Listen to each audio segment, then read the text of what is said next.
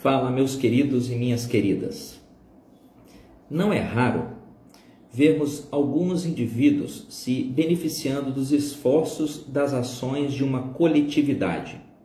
Por exemplo, quando todos são obrigados a pagar multas por ações que poluem o meio ambiente, cada um dos indivíduos naquela comunidade, mesmo aqueles contra essas medidas, termina se beneficiando da promoção de uma vida mais saudável. Uma pessoa pode pensar: se eu jogar meu lixo naquele terreno baldio e ninguém ver, eu me livro dessa tralha e escapo da multa. E ele vai lá e despeja os entulhos sem qualquer peso na consciência ou no bolso. Ainda assim, esse indivíduo se beneficiará da conscientização coletiva e do medo que todos os demais têm de ganhar uma multa. O ambiente vai se tornar mais limpo por causa de muitas pessoas, mas nunca por causa dele. Ele não é um agente da mudança, ele está apenas usufruindo dela, como um carona desfruta da viagem na janelinha do carro. O problema do caronista é um dilema reconhecido há milhares de anos. Em A República, Platão discursou sobre a lógica desse tipo de desobediência. Sozinho, em geral, você não tem força suficiente para modificar o curso dos acontecimentos e, não se envolvendo neles, poupa de gastar sua energia ao mesmo tempo em que seu bem-estar é subvencionado pelos outros. Essa lógica também foi deduzida pelo filósofo David Hume no século XVIII e pelo cientista político italiano Vilfredo Pareto no começo do século XX. O caronista é um subproduto daquilo que nós chamamos de falácia da composição. A falácia da composição consiste no equívoco de assumir que o todo possui a mesma propriedade da parte.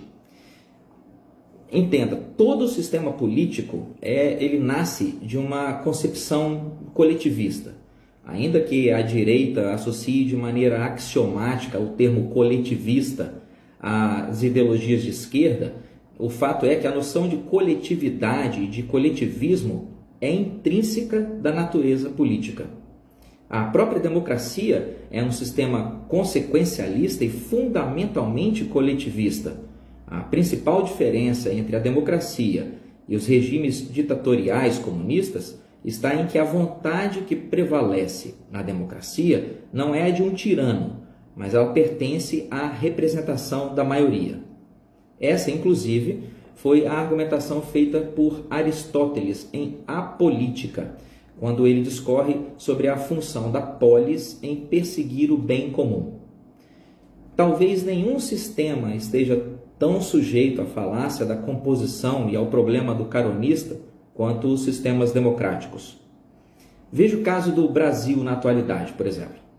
O Brasil tem cerca de 147 milhões de eleitores.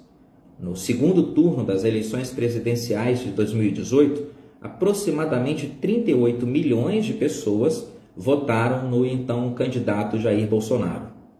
Isso significa que, em termos friamente matemáticos, o presidente eleito contou com 39% dos votos no universo total do eleitorado. Não interessa o quanto você concorda com este processo eleitoral, mas é assim que ele funciona aqui no Brasil. E se você acha isso injusto, beleza, funde seu próprio país e estabeleça suas próprias eleições nele. Considerada a totalidade dos brasileiros votantes, nós temos que 61%, então, dos eleitores embarcaram nessa viagem conservadora que nós estamos vivendo de carona.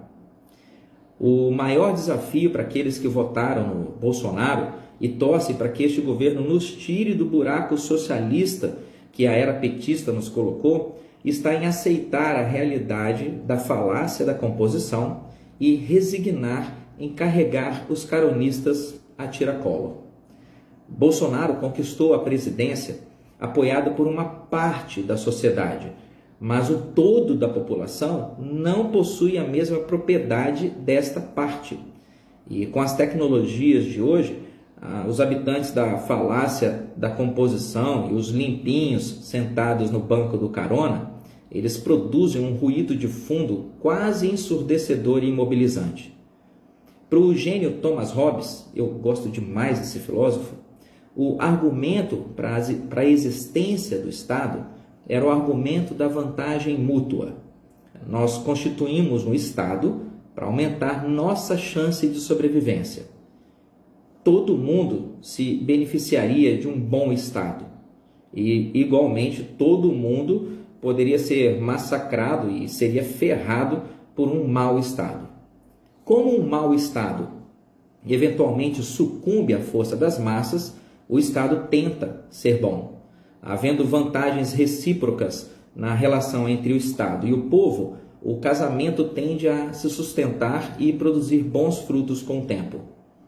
É óbvio que essa interação não é um jogo entre iguais.